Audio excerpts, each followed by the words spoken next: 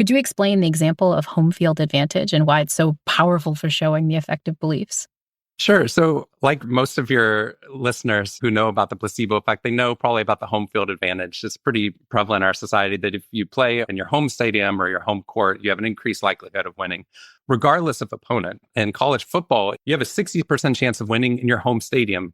The same thing happens in soccer. There's like a 30% chance of losing at home, but there is a 50% chance of winning at home with a 20% chance of a draw. But what you see is this massive benefit to playing in your home stadium. So I got this opportunity to talk with an NFL coaching legend. This is Pete Carroll, who was out at the time with the Seattle Seahawks. And I was like, this is amazing because I've always wanted to ask someone in a position like this about why the home field advantage exists, because it's clearly some sort of psychology seeping in. But what he explained to me was that's not what home field advantage is. And what he told me at the time is what most coaches and players believed, which is the home field advantage exists because in order to get to a visitor stadium, you have to travel and you're staying there overnight and you've had flights. So you're fatigued and you're staying in a place where you don't know, playing in a different elevation that you're not used to with a different type of weather system. You don't know where the uprights are or the soccer goal compared to the rest of the stadium. So your perception is slightly off. And that is the reason why we have such a home field advantage.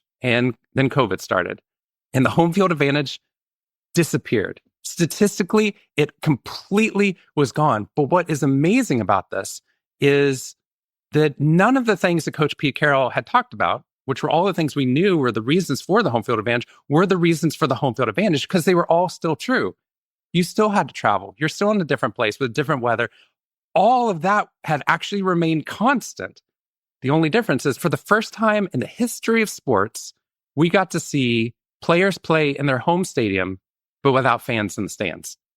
Something about the fans being there was changing the performance and the outcomes for the players, which makes me believe that it's one of two things, that either they believe that they're not alone, or they believe that people are for them, not against them. And you can see when people start to boo in the stadium, the performance actually starts to drop for the home team in most of the cases, right? So what you're seeing is either way, beliefs seem to be predictive of the future outcomes in a way that we didn't realize was happening before.